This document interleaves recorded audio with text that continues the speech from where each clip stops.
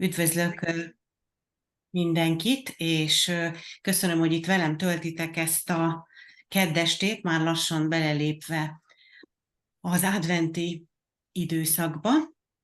Az lesz a webinárnak a folyása, hogy egy prezentációt készítettem nektek, ezt végigvesszük, és itt főleg arra szeretnék rámutatni, hogy mik azok az okok, amik miatt nem sikerül egy diéta, vagy mik azok a helyzetek, amik megakadályozhatnak abban, hogy sikerüljön az életmódváltás, megszabadulni az emésztőszervi betegségektől, és aztán a végén pedig tudtok kérdezni akármennyit, úgyhogy ha esetleg időközben lesz kérdésetek, azt írjátok fel, vagy akár a chatben is majd küldjétek el nyugodtan, de a végén ezeket abszolút be fogom olvasni, végig fogunk rajta menni, és aki a weboldalon küldött be kérdéseket, vagy a Facebookon, azokon is végig fogunk menni.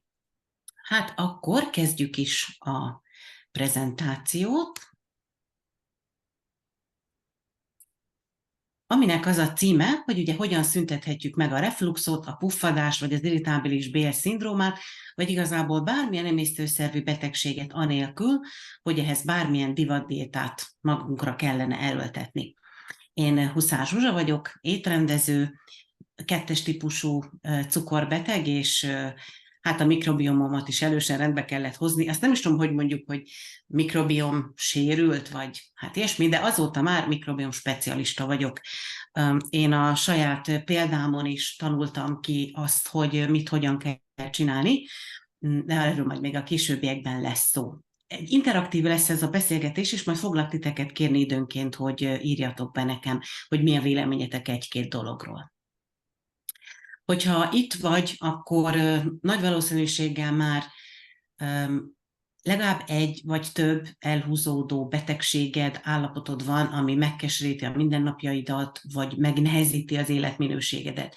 Ugye főleg az emésztőszervi problémák olyanok, hogy vagy nehéz elhagynunk a lakást bizonyos teendők miatt, vagy fájdalmakkal élünk, vagy az állandó puffadás, vagy az étellel már kialakul egy olyan kapcsolat, ami folyton arra késztet minket, hogy azon gondolkodjunk, hogy amit eszek, az jó lesz nekem, tehát stressz kapcsolódik az étkezéshez. Szóval ez bizony jelentősen megnehezíti és megkeseríti a mindennapokat. Ha itt vagy, akkor valószínűleg már eleged van a kivizsgálásokból, és abból, hogy hiába valóan járkáltál orvostól orvosig, szakértőig, valószínűleg már számtalan diétát kipróbáltál, de még egyik sem segített. Ezt nem újra mutogatásképpen mondom, ezzel mindannyian így vagyunk. Én is, mielőtt megtaláltam azt a módszert, ami nekem segít, és elkezdtem tanulni ez ügyben, én is pontosan ezeket a lépcsőket jártam végig. És ha itt vagy, akkor valószínűleg már sok mindent kipróbáltál, és nem akarsz most már több időt és pénzt veszteni ezen az úton, hanem szeretnéd megtalálni azt a megoldást, azt a személyre szabott megoldást, ami jó lesz neked.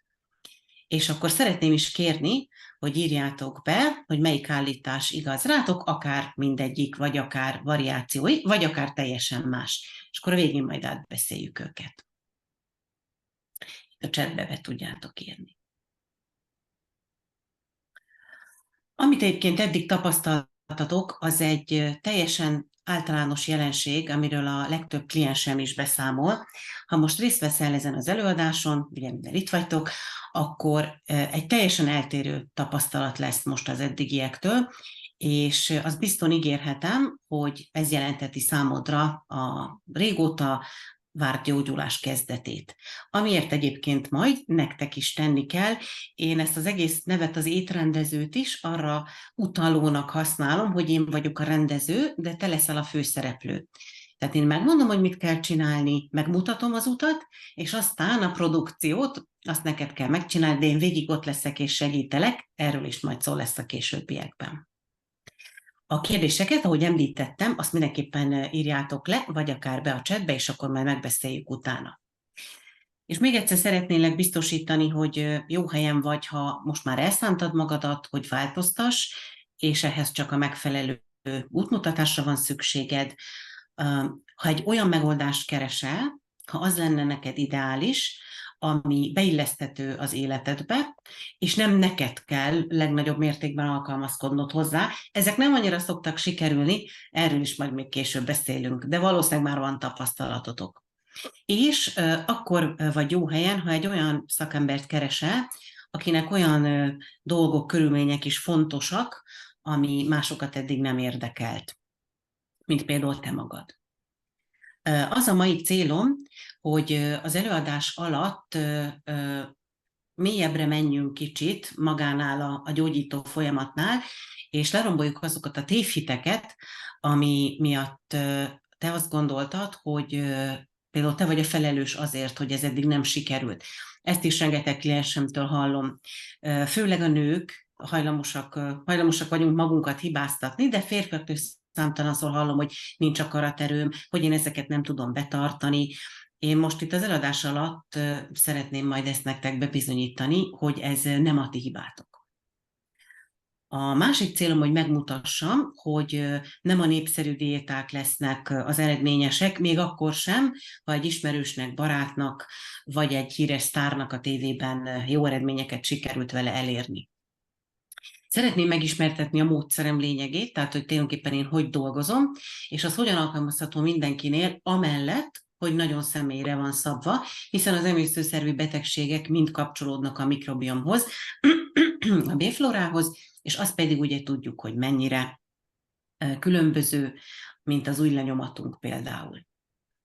És az is a célom, hogy az előadás végére felismert, hogy a megoldás az sokkal egyszerűbb is lehet, mint ahogy azt most gondolod, főleg ugye azért, hogy rengeteg információ ömlik ránk a médiából, a különböző szociálmédia oldalakról, és általában ezek egymásnak ellentmondó információkat tartalmaznak. Tedd át, tedd bét, tedd a fehéret, tedd a feketét, és akkor valószínűleg az ember már mindet megpróbálta, nem igazán segített, vagy kicsit segített, és teljesen elveszve érzi magát ebben a táplálkozástudományi labirintusban.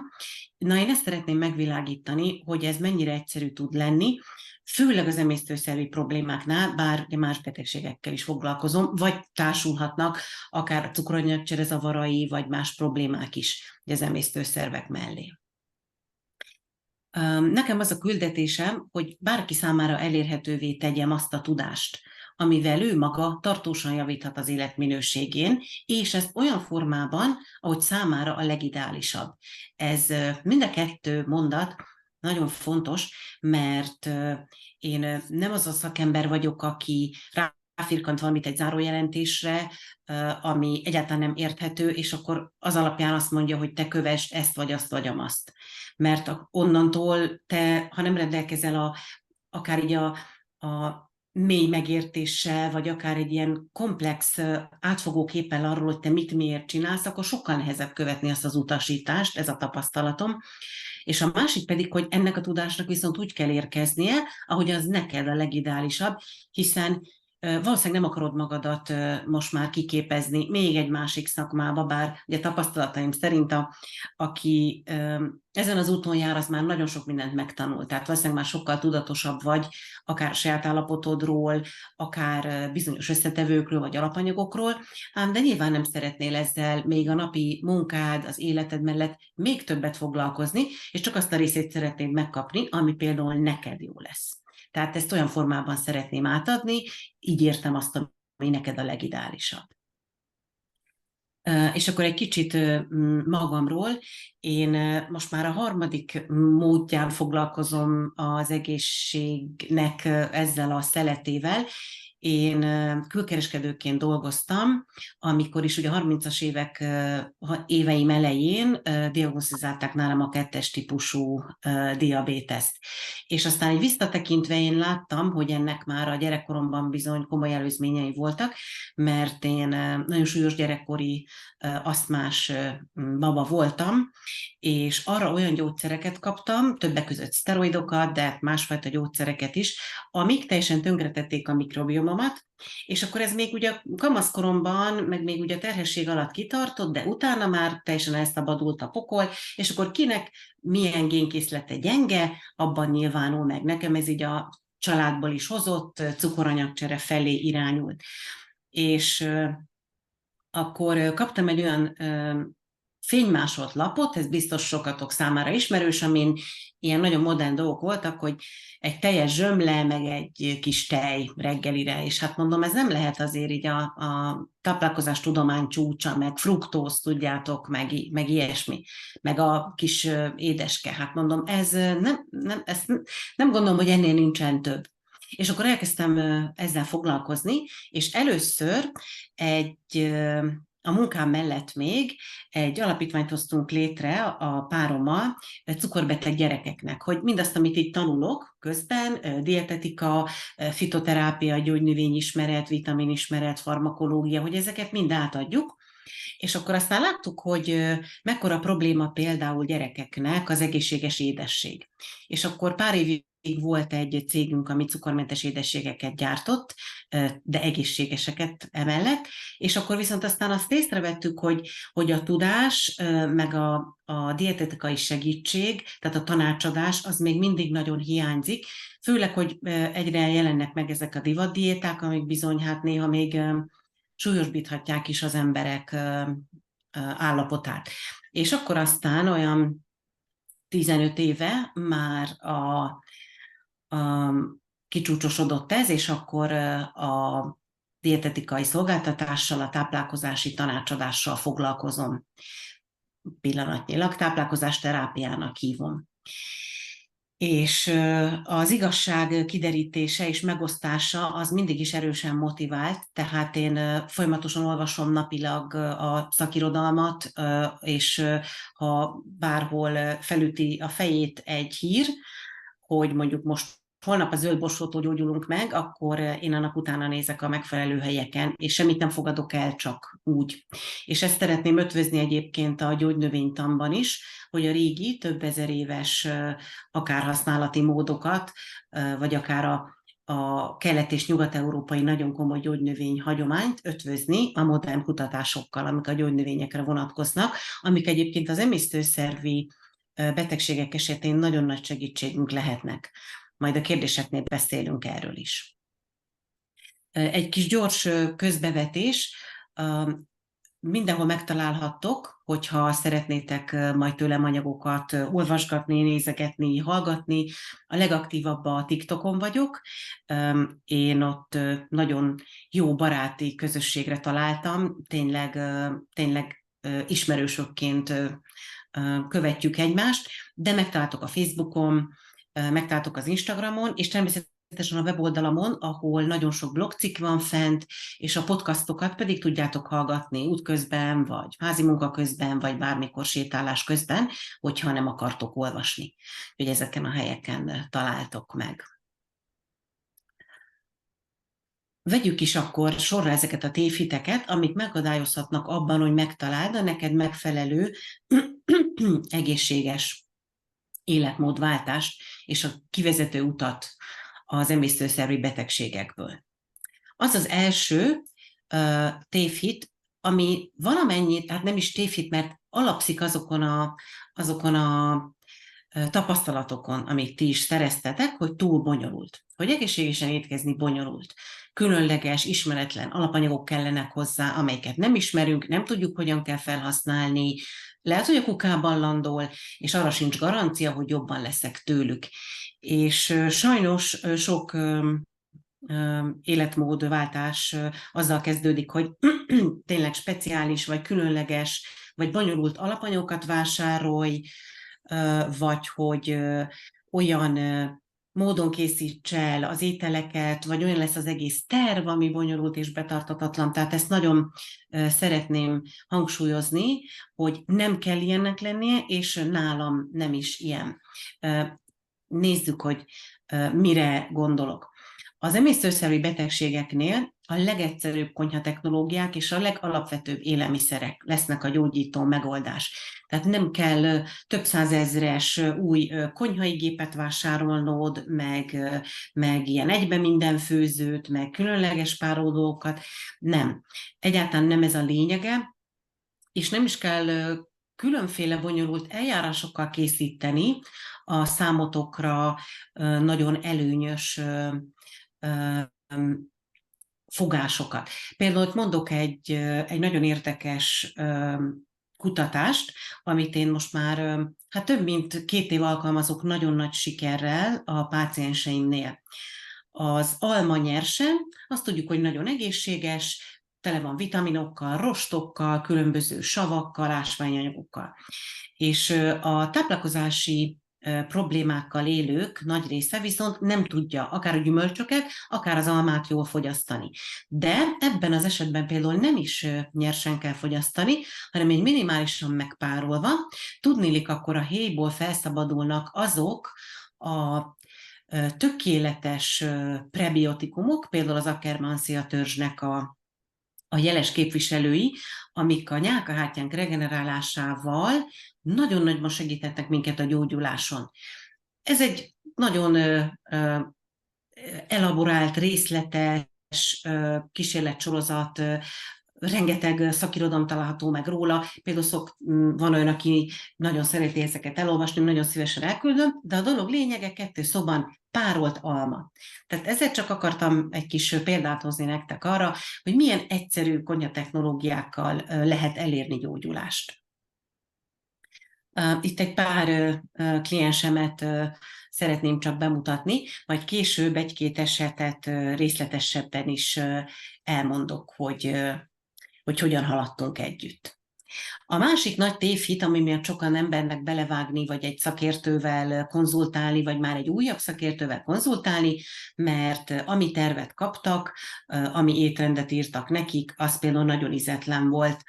Vagy ismeritek, amikor elmegyünk a gasztróshoz, és akkor ráírja a zárójelentésünk aljára, hogy semmi fűszer, semmi szénsav, semmi kávé, semmi bor, semmi kávé. És többször kérdezték tőlem, hogy ugye most akkor az egészséges élet azt jelenti, hogy nekem reggel egy hideg smoothie-t kell inni, meg ilyen zöld leveket kell turmixolni, ha én mondjuk még mindig szeretem a kávét, és akkor ízetlen saláta jön, és még éhes is leszek egész nap. És akkor szeretnék megnyugtatni benneteket, hogy ez egyáltalán nem a módja annak, ahogy egy kúrát kell csináljunk. Nálam a protokoll lényege, hogy a tápanyagokat nem csak a szervezeted állapota és a mikrobiomod állapota szerint, hanem az ízlésed szerint is személyre szabjuk. És miért is? Nagy tévedés az, hogy ízetlennek kell lennie az emésztőszervi diétáknak. A fűszerek legtöbbje gyógyszernek minősül, tényleg 99%-a. Nagyon kevés van, ami irritálja a bélrendszert, és nem is feltétlenül mindig annak a fűszernek a hibája az, mondjuk ha egy ételben van sok összetevő, és az egyik a bors, akkor még nem is feltétlenül az a bors fog nekünk ártani, de nézzük egy kicsit alaposabban. Például ott van a mediterrán diéta, ami az egyik legegészségesebb diéta. Talán ismeritek, a Netflixen elérhető a Kék zónák című sorozat, ami azt veszi végig, hogy a világ melyik részein élnek a leghosszabb ideig, és legegészségesebben az emberek. És megnézi, hogy mik azok a faktorok, amiket ezt okozhatják, és hát sokfajta van, de nyilván van az étkezés az egyik legfontosabb közülük. Na, az egyik ilyen kék zóna a mediterrán térség. És annak ellenére, hogy sok tésztafélét, vagy akár zöldségeket, vagy szénhidrátot fogyasztanak, ugye a nagyon nagy részét az egyes fogásoknak a zöld fűszerek teszik ki. A kakukkfű, oregano, bazsalikom, zsája, ezek a legerősebb gyulladáscsökkentők, antioxidáns hatásuk van, és az emésztést segítik. Tehát a legtöbb fűszert régen is az emésztés segítésére, a táplálék jó feldolgozására használták, és nagyon sok gyógyszernek az alapanyagja is. De aztán ott vannak például az olyan fűszereink, mint a piros paprika, só, bors. A sóra az egészséges gyomorsavhoz, emésztéshez nagyon nagy szükség van. Nagy bánatom, hogy mindenkinél egyaránt így ilyen esernyőelvként alkalmazzák azt, hogy a sok só az egészségtelen. És hát itt először is nagyon meg kell néznünk, hogy milyen sóról beszélünk, kiről beszélünk, nincs esetleg elektrolit hiánya, már az egyoldalú táplálkozástól, vagy az emésztési problémáktól, mert akkor bizony pont, hogy kell neki a só. És ugyanezt mondhatnám egy csomó más fűszerre, a piros paprika például ugye a legmagasabb C-vitamin tartalmú, gondoljunk csak Szentgyörgyi kutatásaira. És aztán még egy kis gyors tippit nektek, nem véletlenül említettem itt meg a szegfűszeget, ami általában karácsonykor kerül elő, most már szerintem mindannyian betárasztunk belőle, de nem csak ilyenkor kellene használni, hanem aki ide készítette esetleg az innivalóját, az majd, ha vége van az előadásnak, akkor mindenképpen dobjon bele 3-4 szegfűszeget, ez reggelre kiolvad, kiázik, felpuhul, és a vizet egy nagyon enyhén fogja csak megízesíteni, viszont így el is tudjuk fogyasztani a vizet is, a szegfűszeget is, és úgy képzeljétek el, hogy olyan szinten erős gyulladás csökkentő, hogy csak az enyhe kivonatát a fogászatban is alkalmazzák, eugenolnak hívják ezt a hatóanyagát, ami annyira erősen zsibbasztja például az egész szájüregünket.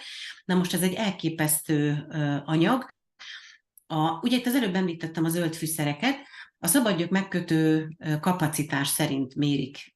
Például az egyik módja, hogy melyik fűszer mennyire hasznos. A zöld fűszerek azok olyan 30-40-80 ezer értéket érnek el ezen a listán. A szegfűszeg a legmagasabb, 2 millió orak értéke van. És picike, bárhol könnyen hozzáférhető, el tudod magaddal vinni, bele tudod bármibe dobni.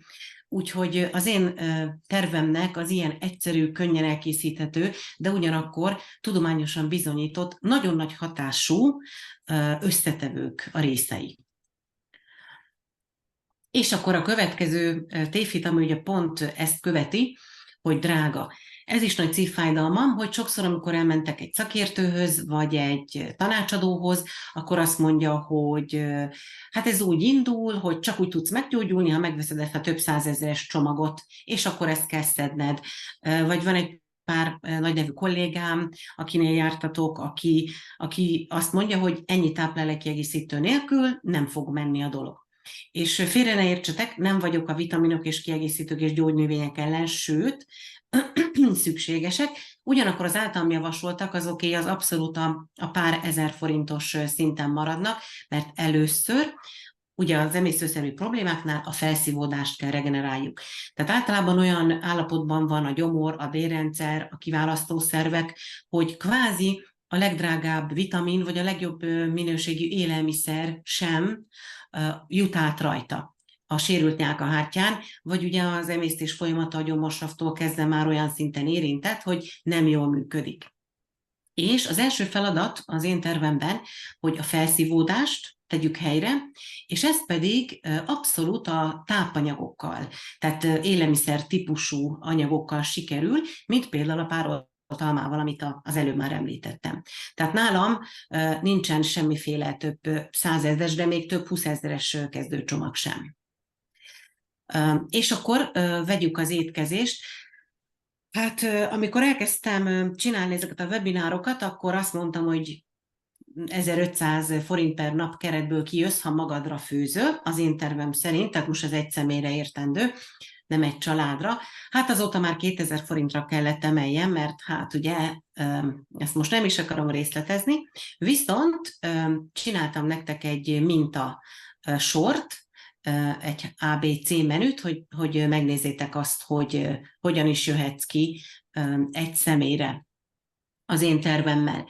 Nyilvánvalóan ez csak egy minta, és ezt jobban személyre szabjuk, meg nem mindegy, hogy milyen az a csokizzapkása, nem mindegy, hogy milyen az a burgonyakrémleves, és a rakottas sem mindegy, de úgy körülbelül ezzel akartam érzékeltetni, hogy ezt kiszámoltam, kijövünk a 2000 forintból per nap. Persze, mehetsz fölé nyilvánvalóan, tehát akinek családja van, és másfajta alapanyagokkal is főz, vagy azt mondja, hogy mást is szeretne beilleszteni, az semmi gond, de ennél drágábbnak nem kell lennie annak a protokollnak, amivel meggyógyítjuk az emésztési gondokat. És akkor a kedvenc témám, ami szerintem nagyon-nagyon fontos, és ha semmi másra nem emlékeztek a mai előadásból csak egy dologra, akkor az ez legyen, hogy a gyógyulás és a diéta betartása az nem akaraterő kérdése. Ezt nagyon-nagyon szeretném hangsúlyozni, hogy semmiképpen ne vegyétek magatokra ezt a terhet, és gondoljátok azt, hogy a ti hibátok volt, hogy nem sikerült. Mert amikor én először beszélek egy klienssel, vagy a kollégám az első adatbekérésnél, akkor nagyon sokszor halljuk ezt, hogy nekem egyszerűen nincs akaraterőm. Sosem tudtam betartani egy diétát sem, egy hétnél tovább, és egyszerűen nem tudom megállni, hogy ne egyek édességet, pékárut, ez itt behelyettesíthető chipsszel, bármivel, akár gyors étteremmel is. És szeretném itt most leszögezni, hogy nyilván az egyéni felelősség kérdését nem hárítom el, ahogy valaki szállja el magát az életmódváltásra. De az, hogy ez akaraterő kérdése lenne, ez egyáltalán nem ilyen egyszerű.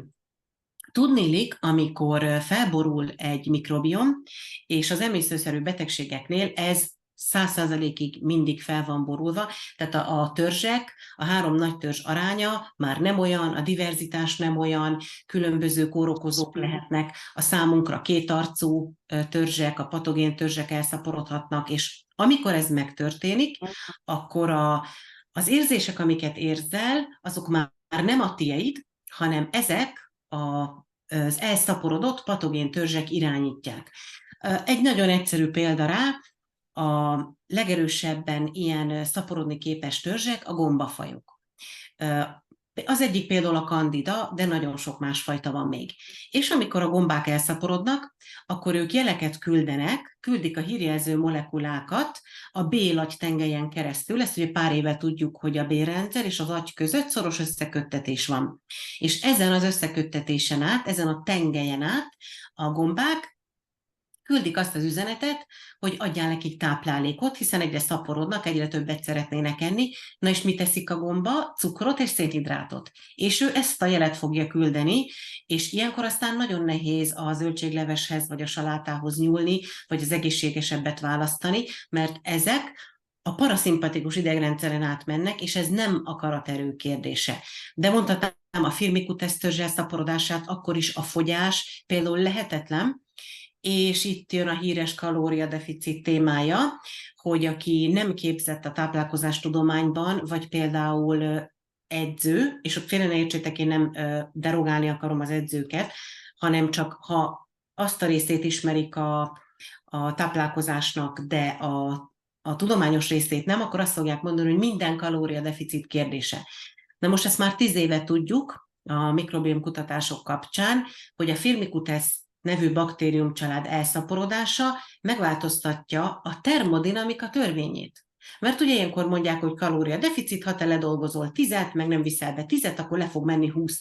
A Firmicutesnél nem fog lemenni 20, és ugyanakkor annyit sem fogsz tudni beépíteni, ha más törzseid vannak elszaporodva, tehát akkor meg a hízás nem fog működni úgy, hogy te hiába eszed meg a zsírt, meg hiába eszed meg a kenyeret, az nem fog lerakódni, nem fog neked testszövetet képezni, tehát a termodinamika nem működik egy elcsúszott mikrobiomnál. És sajnos, akik ezt nem tudják, azok nagy terhet tesznek a klienseikre vagy a vendégeikre azzal, hogy azt mondják, hogy neked nincs akaraterőd, és azért nem sikerül. Tehát akkor vegyük át még egyszer, a mikrobiom törzsei okozzák, ők küldik ezeket a jeleket, természetesen lehetnek még más tényezők is, most csak megemlítek egy párat, ha cukoranyagcserezavar is társul esetleg az állapothoz, akkor nyilván a vércukor ingadozása is előhozhatja ezeket a farkas éhségtüneteket, de a másik, ami szinte mindig jelen van, a táplálkozási problémáknál, az a leptin-grelin hormon eltolódása. Amikor van egy szivárgóbél, van egy gyulladás a bélben, a gyomorban, akkor ez a két hormon sem tud megfelelően termelődni, és ezek pedig az egészséges éhségérzetért, és aztán a jól lakottságérzetért felelős hormonok. Például amikor eszünk, akkor el kéne kezdenie termelődnie, és amikor már egy jó pár perce vesszük magunkhoz a táplálékot, és már mondjuk a tányérunk 80%-át megettük a szokásos adagunknak, akkor a hormonnak el kéne kezdenie termelődni, és jelezni, hogy most már mindjárt ideje befejezni az étkezést.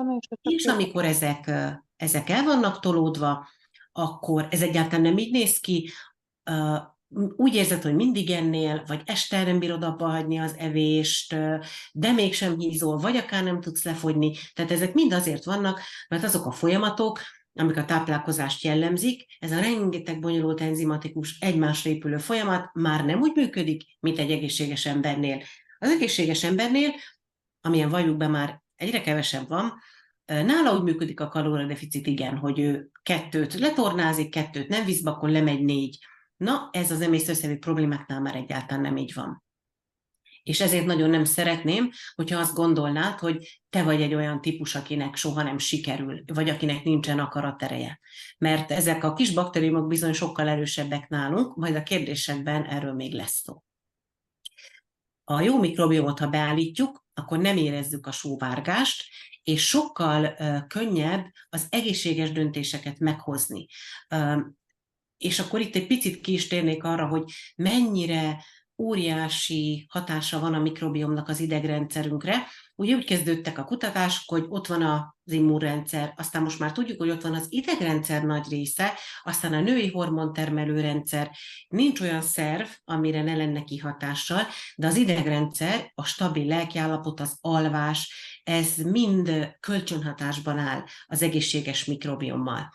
Tehát egyiket sem tudjuk a másik nélkül gyógyítani, de például egy jó alvás, az nagyon fontos az egész másnapod hormon és enzimtermelésében, és az emésztésedben. Tehát ezek mind összefüggnek, és én egy ilyen holisztikus egységként kezelem. Ugye a természettudomány azt mondja, hogy holisztikus egység vagyunk, a tudomány meg azt mondja, hogy minden egyes sejtünkön ott van a receptor, az összes többi szervből érkező üzenet fogadására és kódolására.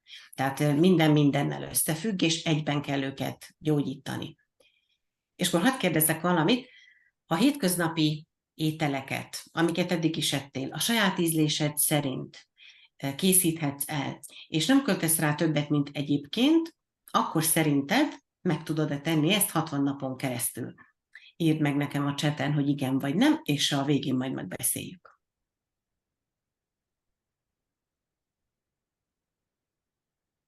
Most biztos úgy érezditek, hogy nagyon sok információt rátok zúdítottam, de nem volt benne még például olyan konkrétum, hogy akkor ti hogyan szünthetetitek meg a puffadást, az irritábilis bélszindrómát és a többit.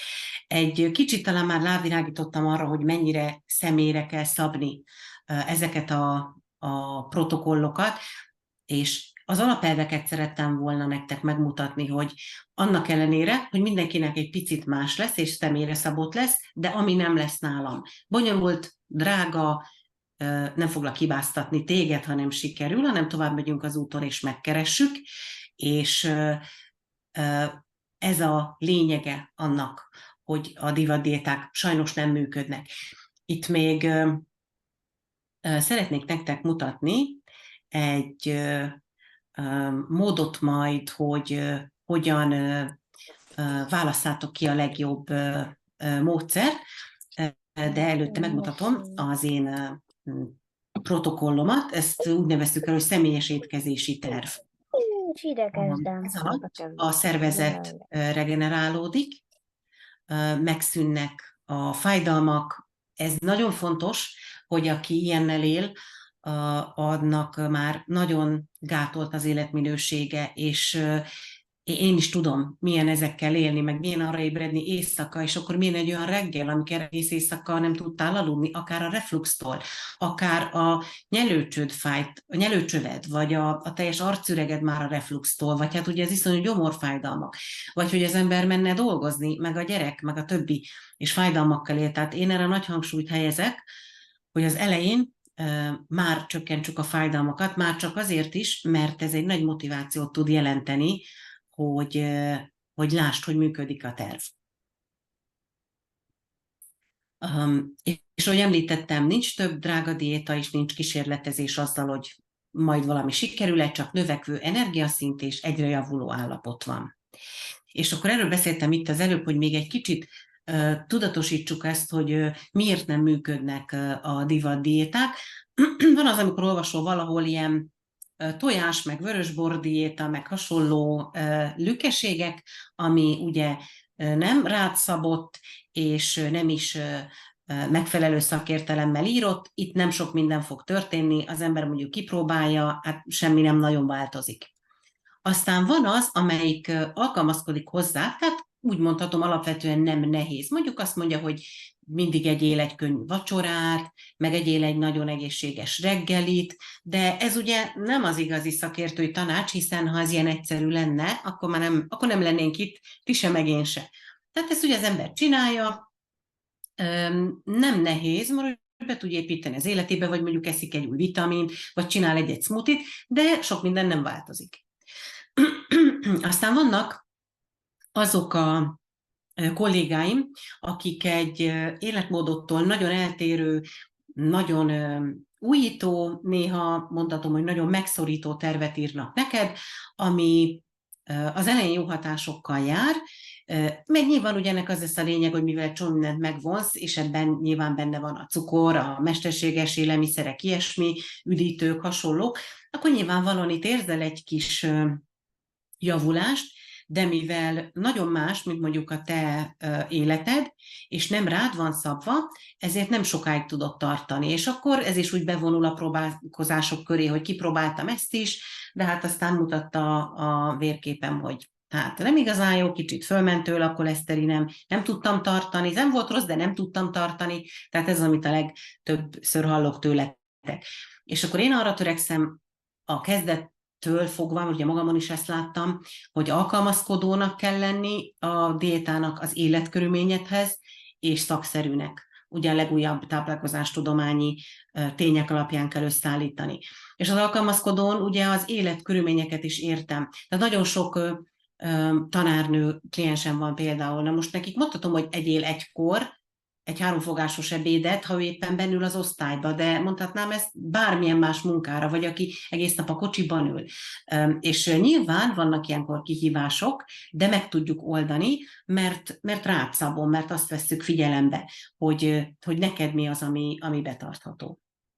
Vagy éppen valaki nem szeret főzni, neki akkor máshogy oldjuk meg a dolgokat. És akkor, mivel annyit beszéltem már erről az én módszeremről, a protokollomról, a személyes étkezési tervről, akkor meg is mutatom, hogy miből áll. Én vérképpel dolgozom. Aki hozzám kerül, általában már nem csak vérkép van nála, de nagyon sok lelet van ugye a birtokában. Egyébként az se baj, ha nem. A vérkép az kell, mert hát kell lássam a gyulladásszintet, a hematológiai értékeket, a máj és veseértékeket. Ezt kielemzem. Én funkcionális laborelemzést csinálok, ami nem azt jelenti, hogy megnézem a csillagozottakat, és akkor abból levonok valami következtetést, hanem én másfajta értékek alapján nézem eleve, tehát azt lehet, hogy a magyar laborok nem is csillagozzák például, és bizonyos értékeket összefüggésben nézek, mert mondjuk, ha van egy nagyon alacsony fehérvérsejt, de mellé másfajta máj vagy veseérték társul, az mást fog jelenteni, mint ha mondjuk nem láttunk ott ilyeneket. Tehát ezt kielemzem, meg a leleteket kielemzem. Ebből ugye sok minden kiderül, ahogy említettem, ez egy ilyen alap. Aztán van nálam egy részletes állapotfelmérés, online zajlik minden, de így szemtől szembe beszélünk, és itt főleg arról kérdezlek ki, hogy milyen legyen az a terv. Végigmegyünk a napjaidon, hogy hogyan illeszünk be, hogy az előbb említettem, az étkezési szokásokon, hogy csak magadnak főzöl le, vagy a családnak, vagy nem főzöl, hogy jársz munkába. Tehát itt ezeket mind tisztázzuk, és azt, hogy eszel, és mint eszel. Aztán nyilvánvalóan én mindig bekérem a gyógyszereket és a vitaminokat.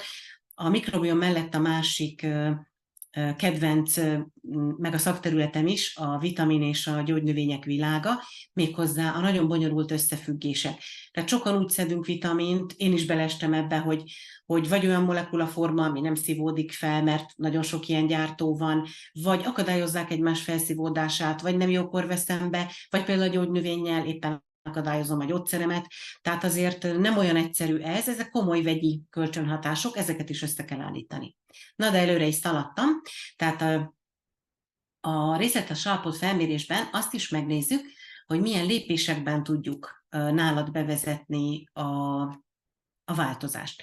Mert kétfajta típus van, kétfajta embertípus. Az egyik az, aki fejest ugrik a dolgokba, azt mondja, hogy szerdáról csütörtökre csináljuk, én mindenben benne vagyok, a nagy változást szeretem.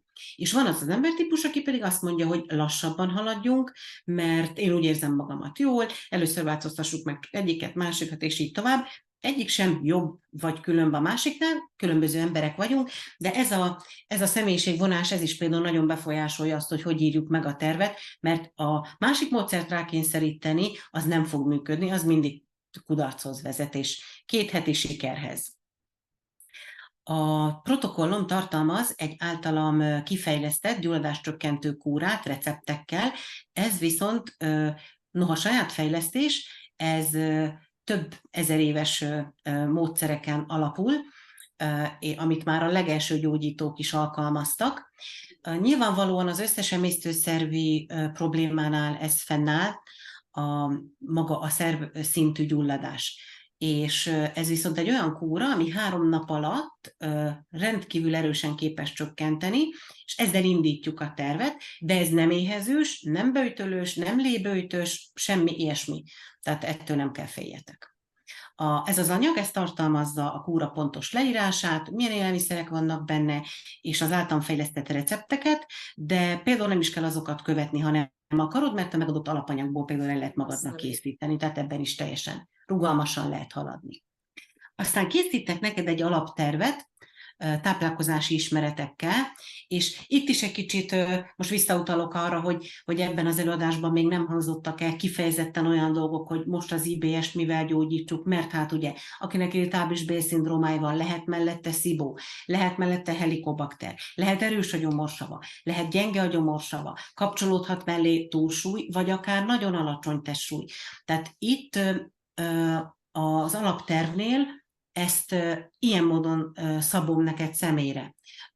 És akkor szokták kérdezni, hogy például a mikrobióm lelet kell-e, vagy a mikrobióm vizsgálat kell-e ehhez. Nem árt, de nem feltétlenül kell, mert például az online konzultáció során a kérdésekből nekem ki fog derülni, hogy neked melyik törzsed van túlsúlyban, mert ahogy említettem, például ha neked túlsúlyod van, akkor biztos, hogy a firmikuteszt lesz. Tehát ezekre ugye már megvannak a különböző szabályok. És akkor ez az alaptervet így neked megírom, mi az, amit ne használj, mi az, amit ne tegyél, mi az, amit máshogy csinálj. Itt a vízivástól kezdve a konyha technikai eljárásokig mindent a te állapotodra szabunk. És az előbb egy kicsit úgy előszaladtam a vitaminokhoz és a kiegészítőköz, mert ezt nagyon szeretem. Ennek az alaptervnek ez is a része, de én először is átnézem a te általad szedett vitaminokat, és ha azok jók, akkor szuper, azokat beillesztjük a tervbe. Tehát még egyszer hangsúlyozom, hogy nálam nem ez lesz, hogy na mindent ki kell dobni, és akkor én ajánlok valami óriási csomagot, szó se róla. Főleg nem az elején, tehát az elején szinte mindig csak gyógynövényes dolgokkal, vagy akár 1-2 kiegészítővel csak haladunk. Mindig része a stresszkezelés is a tervnek. Ugye az előbb is említettem, hogy egyrészt a gyomor és a bélrendszerben található a második idegrendszerünk, és hogyha ott gyulladás van, és az emésztés rossz, akkor ezek a molekulák és fehérjék, prionok átkerülnek az agyba, és már ott kiváltanak egy alapvető gyulladásos állapotot, és nem lesz stabil a hangulat, rossz lehet az alvás, szorongás léphet fel, akár depresszió, ezt ugye most már tudjuk, hogy rengeteg molekula, amik felelősek az embernek a stabil idegrendszer, szerotonin, dopamin, melatonin, ezek mind ott termelődnének a bélrendszerben, és amikor ott gátolva vannak a folyamatok, akkor bizony ezek nem jutnak át.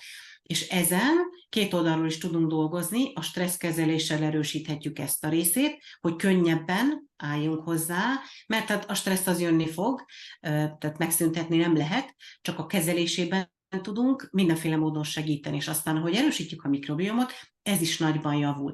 Nekem volt olyan páciensem, aki az esti étkezés beállításával, és oda egy dolog, a glicin behelyezésével 1 hónap alatt felezte az antidepresszánsát. Természetesen nem az én ajánlásomra, én soha nem mondanék ilyet, egyszerűen érezte magán, hogy ez most már abszolút vállalható lesz, orvosával egyeztetve felezték.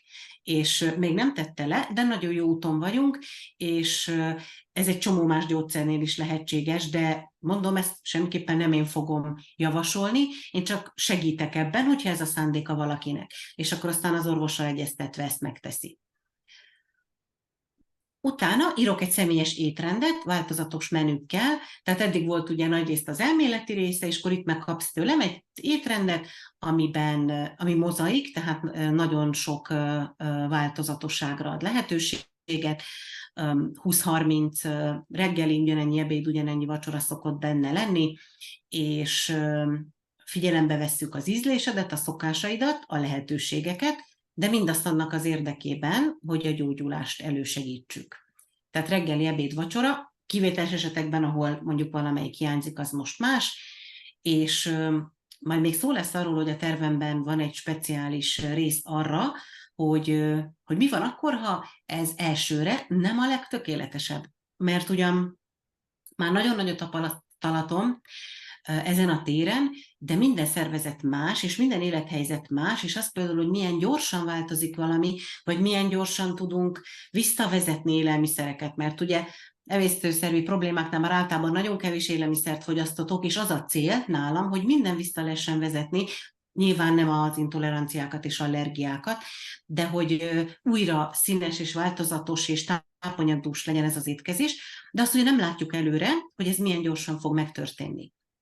És amikor elküldöm a tervet, akkor van nálam egy ilyen elindító konzultáció is, még egyszer személyesen, és végig kísérlek ezen az úton, 60 nap alatt, és együtt változtatunk, ha kell, gyorsítunk, ha lehet, lassítunk, ha kell, közben jöhet egy vírusos, megfázásos betegség, főleg most ugye a téli időszakban, semmi gond, jön a karácsony, ez sem probléma, nyilván nem azon a pár napon múlik, de akinél fontos, akár azt is át tudjuk beszélni, és akkor ezeken átlendülünk.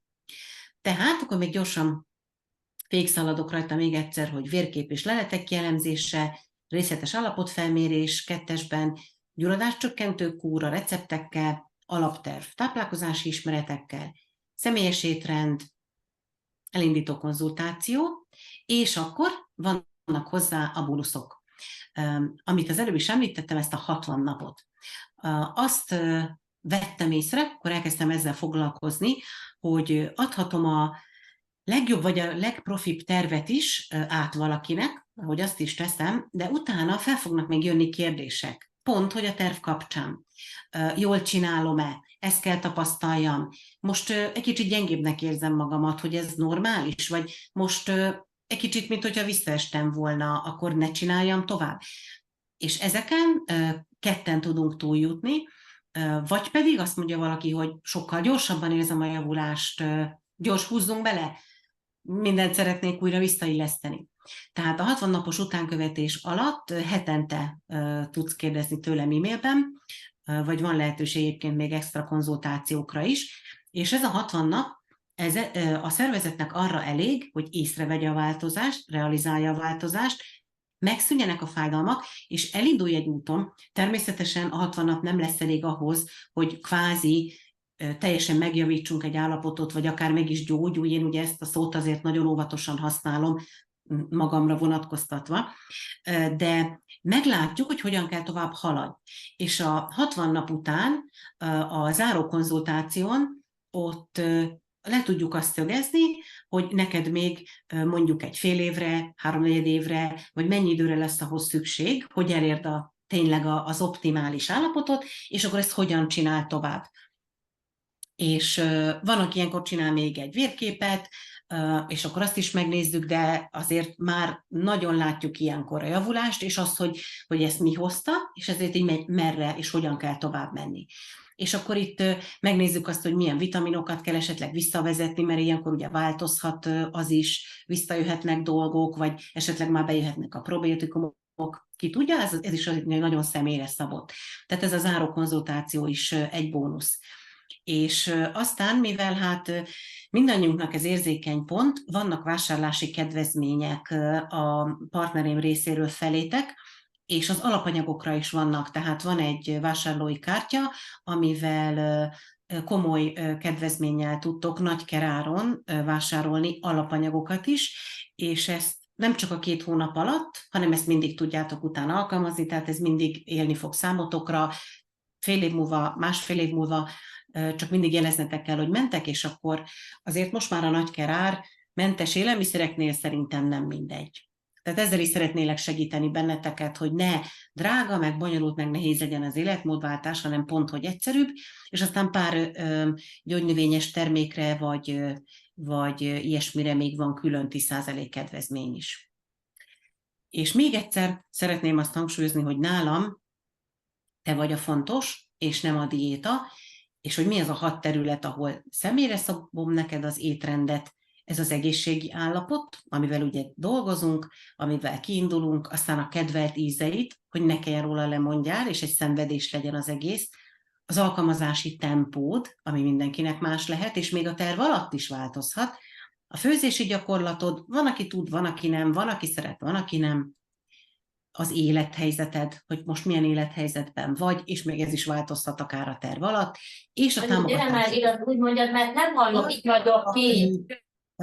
Nagyon önálló, és introvertáltabb típus, és azt mondja, hogy én el vagyok magam, köszönöm, itt a terv, majd szólok, ha szükség van rád. Aztán van, aki meg szeretne inkább minden héten konzultálni. Tehát ezt is teljesen rád szabom, és úgy haladunk, ahogy neked a legmegfelelőbb. Közben itt kikapcsoltam egy mikrofont, majd néha figyeljetek oda, hogy ne kezdjen el hangosan szólni, mert az nagyon zavaró. Mit érhetünk el a személyes étkezési tervvel?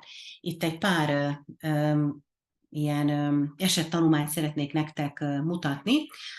Pál, ő egy mérnök, Svájcban él a családjával, és ő tipikusan az az eset volt, hogy nagy fájdalmak, megállhatatlan fogyás, semmit nem tudott már enni, mindentől tünetei voltak, hasmenés és szorulás váltakozva, és az orvosok annyit mondtak neki, hogy hát irritábilis bélszindróma, talán reflux, hát nem nagyon tudunk mit csinálni, van egy kis antibiotikum, de utána úgy hát diétázgasson, hogy hogyan, azt úgy nem nagyon tudjuk, hát éljen vele együtt, meg úgy ne stresszeljen.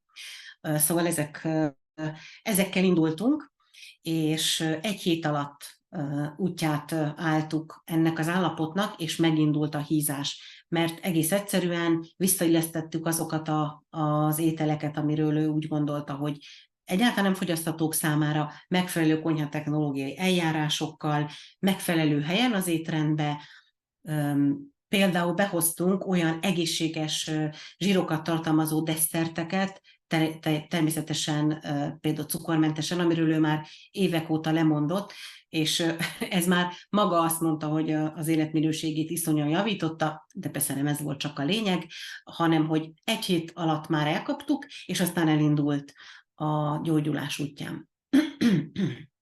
Aztán Lívia, ő kedves barátnőm is lett, nála meg pont az ellenkezője volt a túlsúly, mert azok a baktériumok voltak nála elszaporodva, amik nem engedték, hogy jól működjön az emésztése, és a mikrobioma helyreálljon.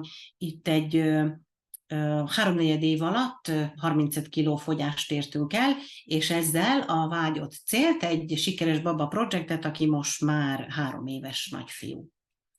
Aztán szívem külön csücske az idősebb pácienseim, és itt az időset itt a 80 évhez közel értem, akik azt mondják, hogy ők még szeretnének egészségesen élni, vannak még céljaik, és hajlandóak változtatni.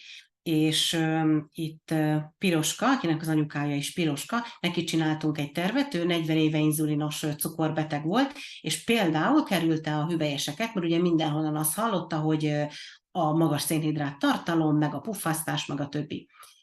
Szépen felépítve, az emésztést regenerálva visszahoztuk neki a hüvelyeseket például, úgy, megmaradt a 2 felé főzés, mert neki volt egy hagyományos étrendet követő férje, aki aztán egyébként becsatlakozott, mert rájött, hogy nem salátát fog kapni, hanem bablevest, és akkor az neki teljesen elfogadható, és így például idősebb Piroskának 2 hét alatt egy egységgel már csökkentettük az inzulinát, aztán már 2 egységet, tehát sokkal kevesebb inzulint kellett magának beadnia, és ezt ugye abszolút néztem méréssel, tehát ez sem így az én kitalálásomra, csak egyszerűen annyira javultak az értékei, az emésztése, hogy például már sokkal kevesebb inzulin elég volt, ami nagyon fontos, mert az inzulin az megterheli a szervezetet, így a cukorbetegekét, hogyha nagy mértékben kell fogyasztani, de hát ugye magas szinthez meg muszáj.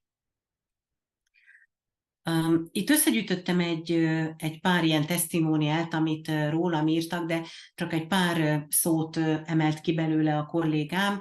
Az egyik az a megnyugvás, amikor valaki egy nehéz helyzet után, vagy olyan helyzetek után, ahol nem kapott segítséget más szakértőktől, azt érzi, hogy most a jó úton van, és ezen az úton fogok neki segíteni továbbra is.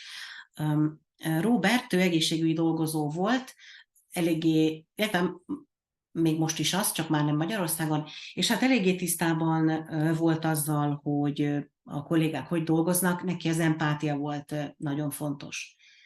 Ami például abban is nyilvánul meg, hogy nem makacsul erőltetem az én tervemet, vagy az én elképzelésemet, hanem a tények és a tudomány kapcsán, de testre szabjuk azt neked.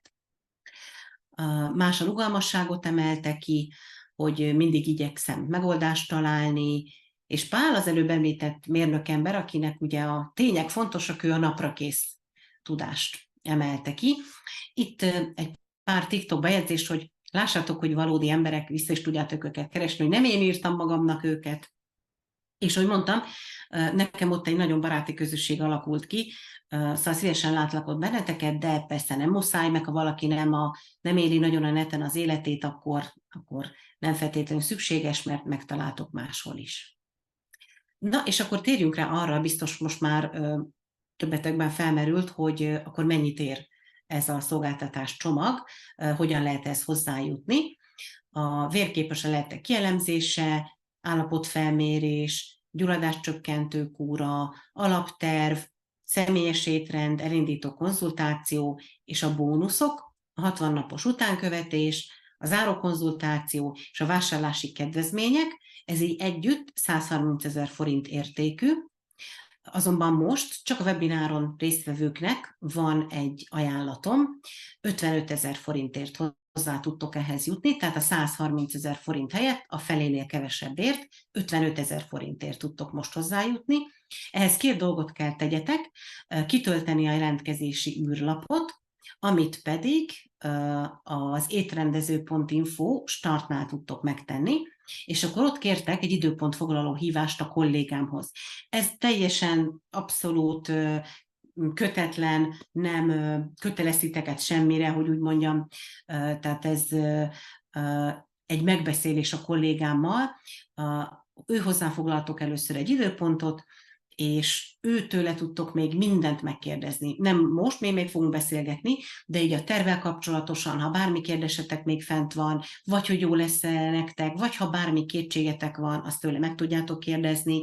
Ő kívülről, belülről ismeri az én módszeremet, 20 éve együtt dolgozunk, együtt alakítottuk a dolgokat, tehát hogy tényleg mindent meg tudtuk tőle kérdezni. Tehát ez az időpontfoglalás, ez erre vonatkozik. És mivel nem túl sok klienssel dolgozom pont azért, hogy garantálni tudjam a megfelelő válaszadást, a minőséget, ezért 20 ilyen személyes étkezési tervet tudtok vásárolni ezen az áron, és most jár hozzá egy bónusz is, egy funkcionális ételek online receptkönyv, 20 recepttel az emésztőszervek támogatására, ezek a saját nagyon jó bevált receptjeim.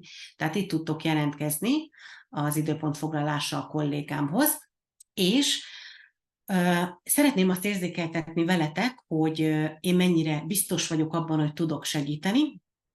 Van nálam egy ilyen, hogy biztos döntés garancia, tehát a vásárlásról elég a konzultáció végén döntened. Tehát foglalsz hozzá időpontot, elküldöd a leleteket, kielemzem, konzultálunk online, elmondom, hogy mit láttam, milyen tervet ajánlanék, és akkor fogjuk tudni, hogy mi tudunk-e jól, biztosan együtt dolgozni. És ha te úgy gondolod, hogy nem, vagy nem most, vagy még várnál, akkor nem kell kifizesd az összeget.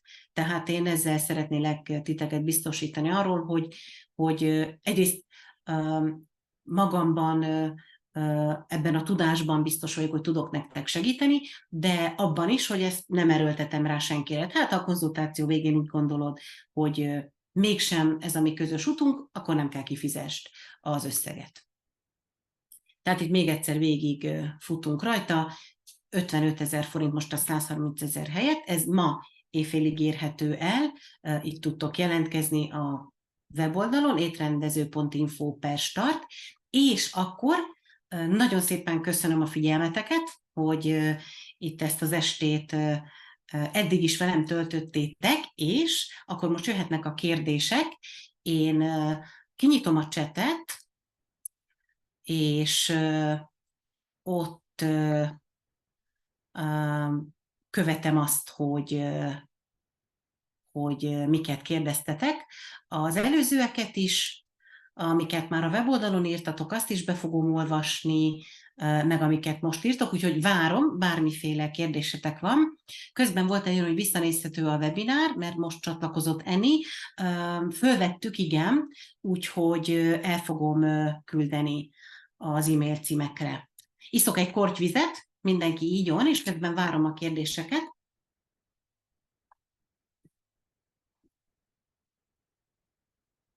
Teljes vérképről van-e szükség? Igen, én a nagy labor vérképet kérem. Nagy labor vagy nagy rutin, ez a neve, és ebben nincsenek benne a vitaminszintek, annak örülök, ha vitaminszintet is csináltattok, ez orvostól függ, hogy ki melyiket szereti kiírni, nem rossz, de ami fontos nekem, az a nagy rutin vagy a nagy labor. És akkor közben jött egy olyan kérdés a weboldalon, még a webinár előtt, hogy a SIBO-val nagyon régóta küzdködöm, társul mellé nagyon erős fogyás, helikobaktert nem sikerül írtani évek óta, antibiotikummal sem, mit tudnál ezzel csinálni?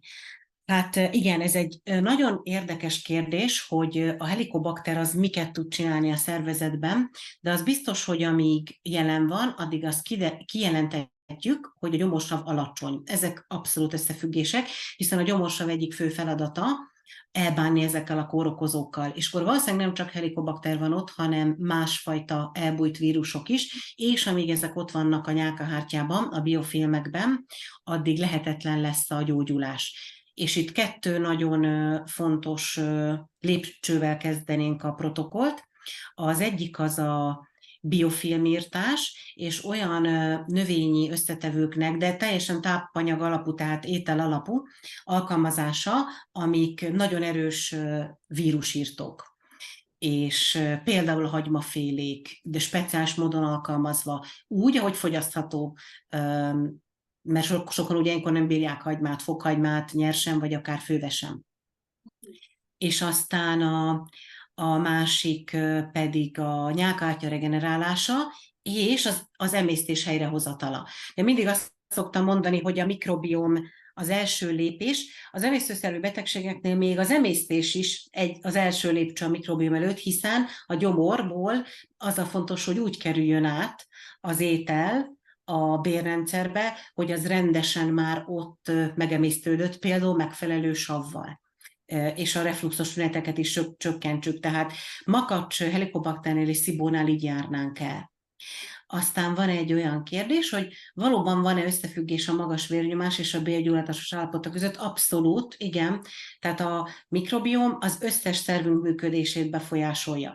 És a magas vérnyomás, hogyha nem függ össze más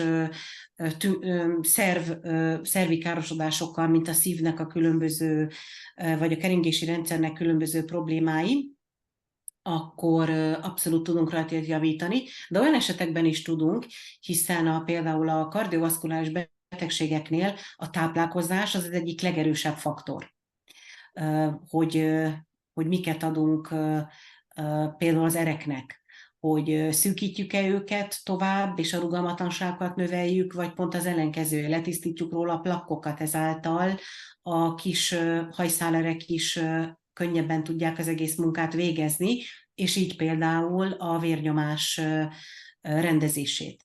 De aztán a vérnyomásnak nagy köze van az idegrendszerhez és a stresszhez, ami szintén összefügg a mikrobiommal, tehát ott is kell haladjunk. Úgyhogy igen, ezek. Másik kérdés, ami érkezett, hogyan tudom megállapítani, hogy sok vagy kevés a savam, mert refluxos tüneteim vannak már 10 éve, nyálkahártyakárosodással is, köhögéssel, de a savrakötőt már nem szedem, de az orvosok nem tudnak mit mondani. Igen, ez tipikus probléma. Én most már a saját tapasztalataim, meg funkcionális kollégáim tapasztalataiban is azt látom, hogy az emberek 90%-án kevesebb a sava, nem a sok. Azért nagyon cseles, mert a tünetek ugyanazok. Tehát ugyanazt érzed, aztán van még a csendes reflux, az egy kicsit más, és ugye mit csinálunk ilyenkor, ahogy a felhasználó is írta, savlekötőket szedünk, vagy próbáljuk a savat előidéző ételeket csökkenteni, de ez maga még a gyökérokot, a fő problémát nem kezeli egyáltalán.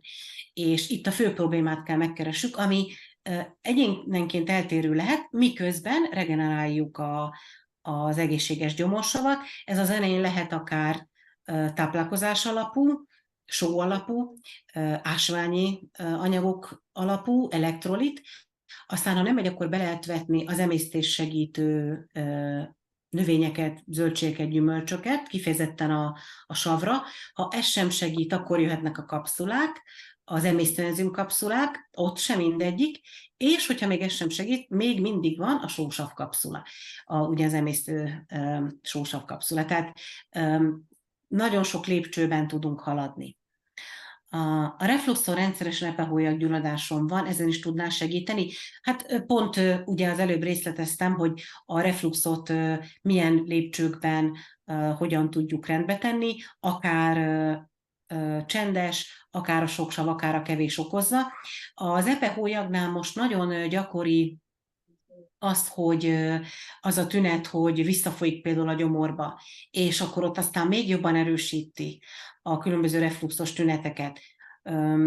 Úgyhogy persze a kis erek regenerálásától kezdve az epe és a máj, ugye a máj itt kihagyhatatlan, a máj támogatásáig sok tennivalónk van, de ezek nem bonyolultak, ha már rátaláltunk. Nekem csak reggel van refluxom, soha máskor. Ahogy eszek vagy iszok valamit, elmúlik. Ez kevés savra utal? Ez lehet kevés is, sok is, mert függ attól, hogy mit eszel, amitől elmúlik. Tehát, hogyha például keményítő vagy szivacsosabb tartalmú dolgot eszel, és attól múlik el, ami magába szívja, akkor a sokról lehet szó. Hogyha pedig esetleg citrusos, kávé, vagy ilyesmi dolgot eszel, és attól múlik el, akkor meg kevés. Mert akkor ugye a kevés savra bevittél egy kis savat, és megszűnnek a tünetek. De ez az éjszakai enzimtermelődés és alvászavarát mutatja, és ugye az előző napban, és nyilvánvalóan főként az estében keresendő. Tehát azt nagyon helyre kell tenni. A néma refluxról mindjárt mondok egy pár szót, csak előtte még megnézzük, hogy epesav reflux, ebből eredendő nyálkahártya irritáció, erre van megoldás. Számtalan orvos és gyógyszerek. Nálam az első fő lépcső az ilyen esetben a nyálkahártya regenerálás, és úgy látom, hogy ezt sok kollégám kihagyja. Egyébként ez egy érdekes dolog, mert a nyálkahártyára és az azt borító mucin rétegre, így a nyugati orvoslásban, legalábbis az invazív orvoslásban nincsen pillanatnyilag gyógyszer. Tehát nincs egy olyan protokoll, amire egy gastroenterológus azt mondaná, hogy nincs egy olyan injekció, amit be tudunk adni a mucinra, nincs egy olyan tápszer, amit be tudunk vinni, és azért aztán ezért előbb-utóbb vágnak, tehát kivágják ezeket a károsodott szakaszokat. És valóban ilyen nincsen, viszont a saját öngyógyító képességét be tudjuk kapcsolni, mert ugye a mucinnak ugyanúgy, mint például a gyomorfalnak, folyamatosan regenerálnia kéne magát. Körülbelül egy hét leforgása alatt.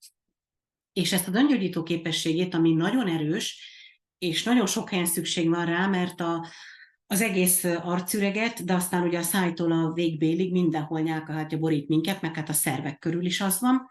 Ezért ezt nálam főlépcső, hogy regeneráljuk, és ezt egyébként egyszerűen növényi részek bevitelével, speciálisan elkészítve el tudjuk érni, gyulladáscsökkentő gyógynövényekkel, és amint ez a muci rendeződik, akkor ugye ott el tud kezdeni termelődni az a 3 molekula, butirát, propionát, acetát, amik a jó immunválaszt küldik. És azzal például magukat is újra javítják, tehát az ördögi kört körré. Reflux, pajzsmirigy alulműködés együttesen is kezelhető, csak úgy kezelhető együttesen. Mert az ösztrobolom nevű szerv, az ösztrobolom nevű részecskék a mikrobiomban vannak, és befolyásolják a női hormontermelést, plusz a rostanyagok és azoknak felszívódása is befolyásolja. Tehát kb. Csak így lehet. Gyógyszerrel, az most egy más kérdés, de amellé is nagyon sok mindent tudunk javítani. Nagyon szívesen, Viktória, örülök, hogy itt voltál. Köszönöm, hogy megírtad ezt a kedves hozzászólást. Igen, elküldjük majd a felvételt.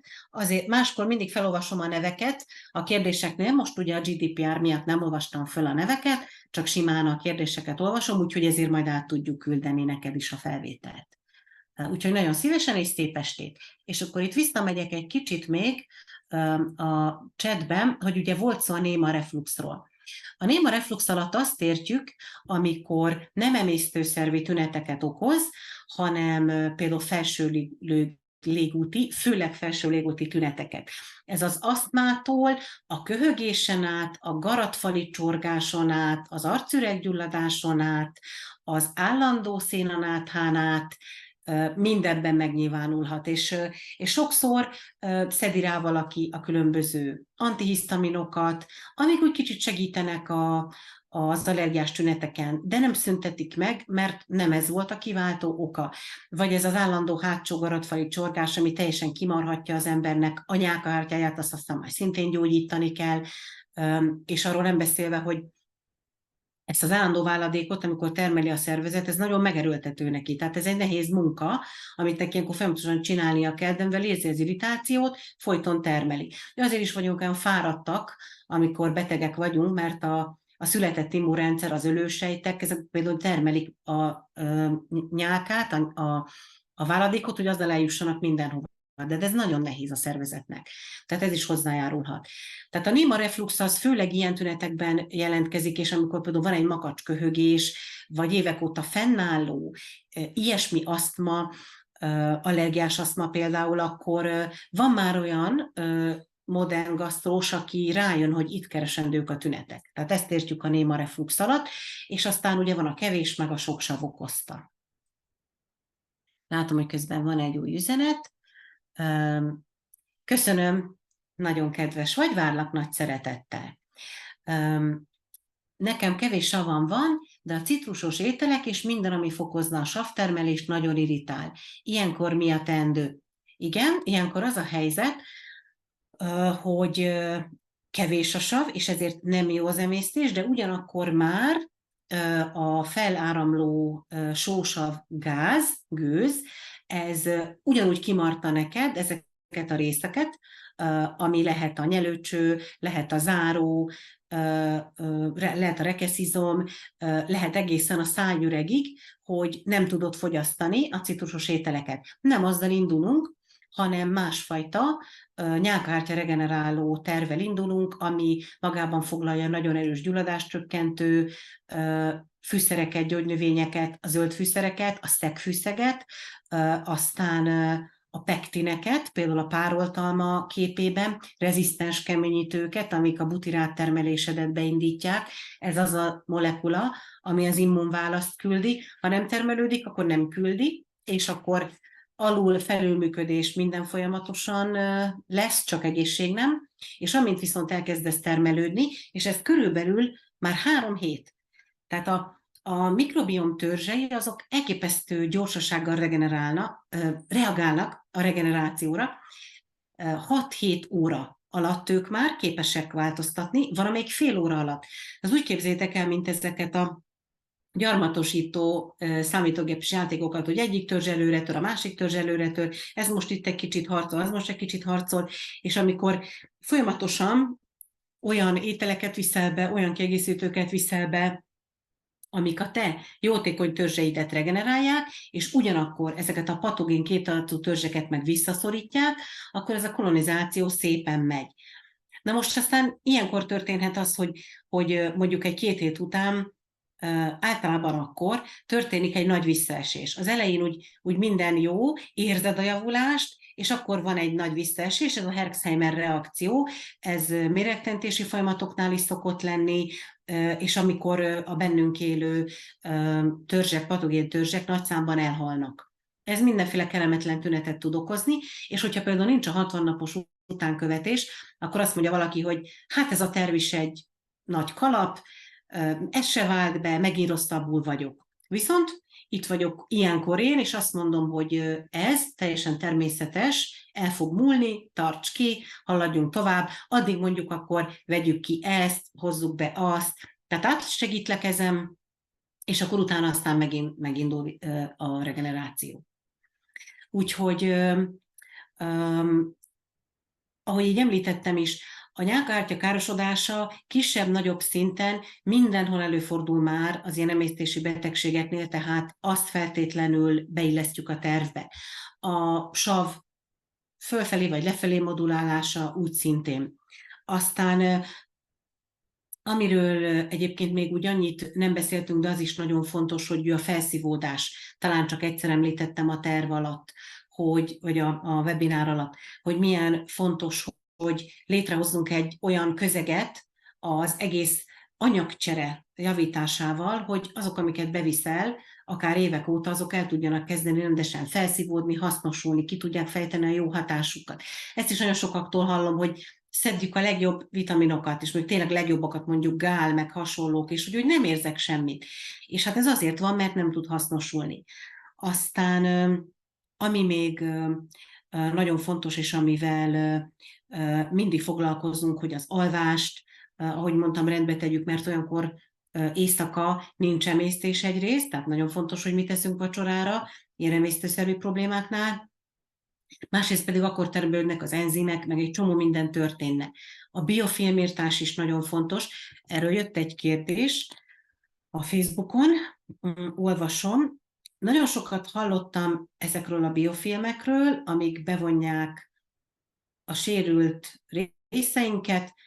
Nekem már volt egy kisebb bélszakasz eltávolításom, ahol találtak antibiotikum, Normix kúrák sem segítettek, probiotikumtól nagyon rosszul vagyok, mi a teendő?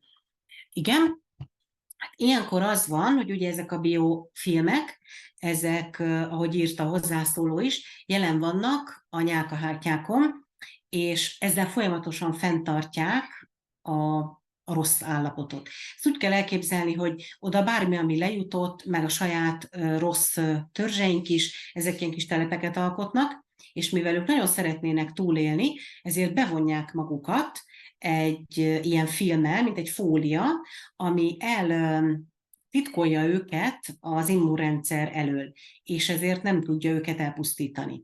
Kicsit hasonló egyébként, mint a daganatos sejtek, és előbb-utóbb ezekből daganatos sejt is tud lenni. Ez a nagy okozója a vastagbélrák és az emésztő szervben gyomor, de főleg a vastagbélrákos eseteknek, amik egyébként elképesztő nagy számban vannak jelen, most már a 40 év körülti korosztálynál is. Voltam egy továbbképzésem olyan fél éve, és ott mondta a patológus előadó, hogy minden héten visznek be 1-2 olyan elhuntat, aki 40 év körüli, és ez az elhalálozás oka a vastagbéldaganat. És hogy ez, amikor ő elkezdte a szakmáját, akkor ez a 70-80 éves emberekre volt jellemző.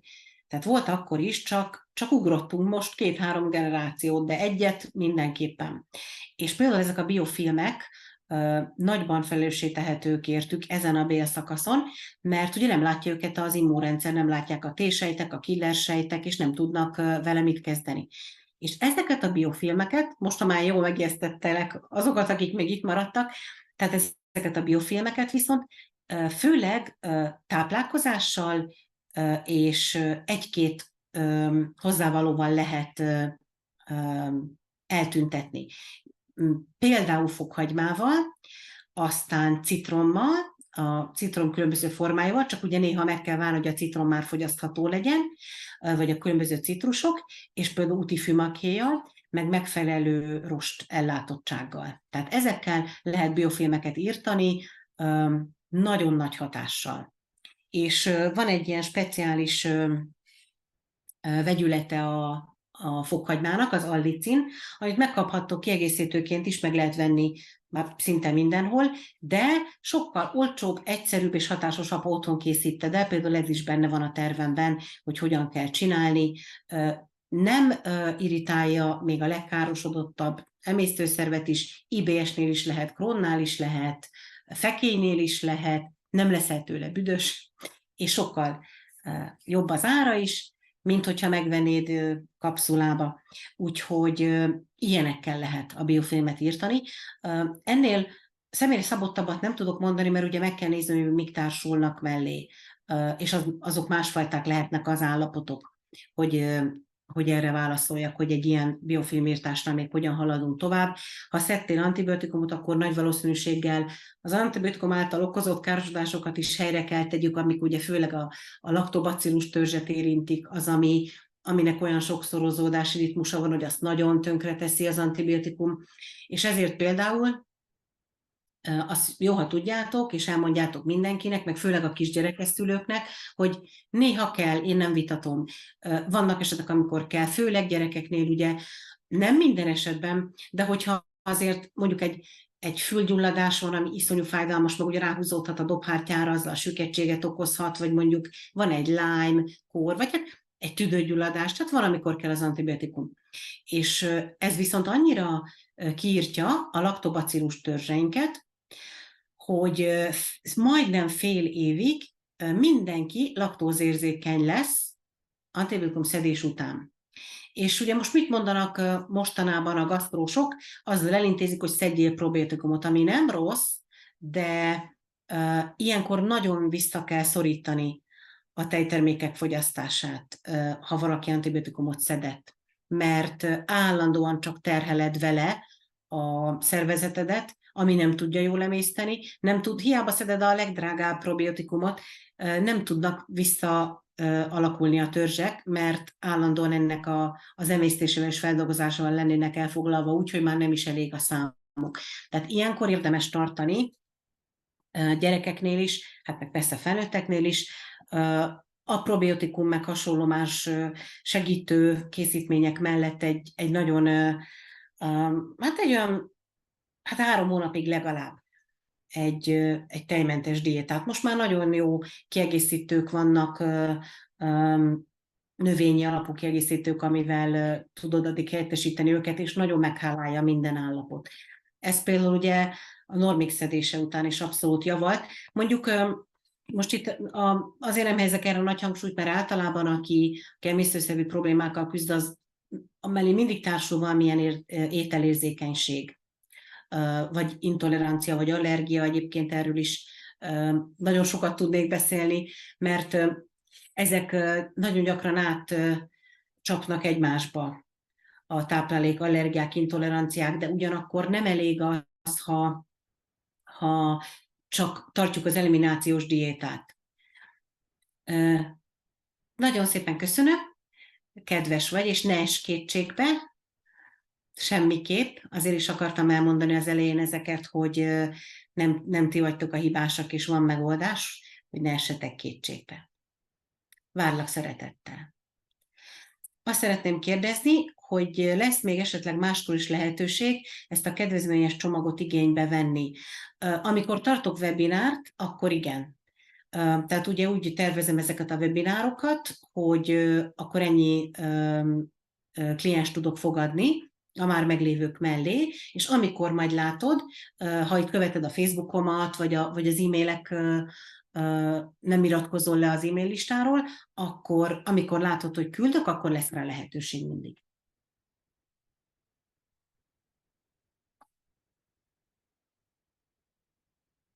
Nagyon szívesen, örülök, hogy jó volt, szép estét neked is! 4 éve erős gyomorfájdalomra protonpumpagátlót írt fel a gasztrós, több hónapon keresztül, azóta se tudtad letenni, bár sokszor próbáltad csökkenteni, pár nap után fáj és ég. Ez se szünteti meg, jó sok mellékhatás van. Ennek az elhagyásában is tudnál-e segíteni?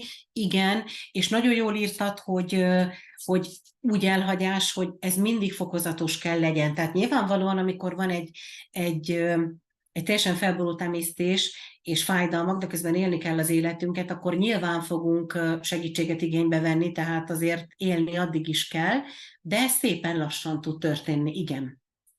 Tehát abszolút nem javaslom én se, hogy na, akkor ezt holnap dobd ki egyáltalán, hanem a regenerációval, a gyulladáscsökkentéssel, a neked személyre szabott gyógyítással afelé haladunk, hogy le tud tenni.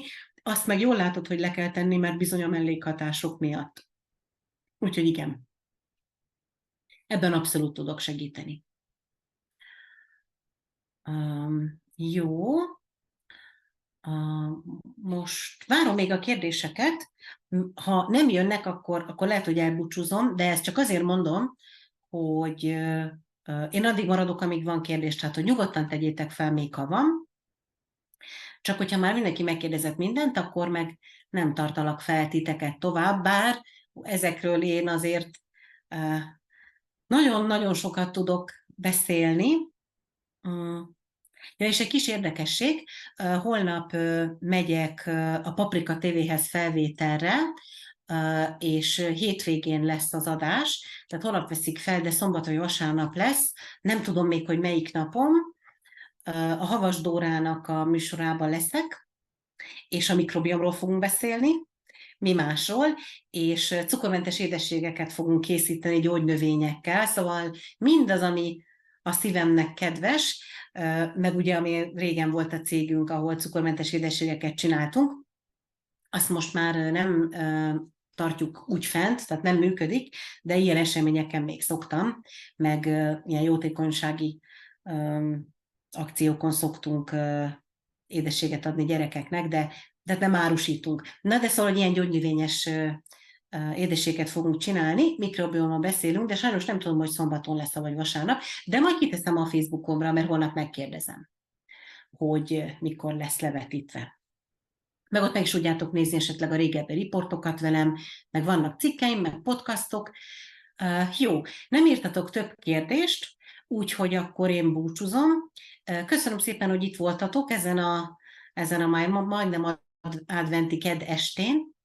Mindenkinek jó egészséget kívánok, meg jó utat, könnyű utat a megfelelő terv megtalálásához, meg a megfelelő szakemberhez, mert azért már jó páran vagyunk, akik használjuk a modern táplálkozás tudományelveit. Úgyhogy akkor köszönöm még egyszer, és akivel találkozom, azt várom szeretettel, és a többieket meg várom akár a TikTokon, Facebookon, vagy a weboldalamon. Sziasztok! Szép estét!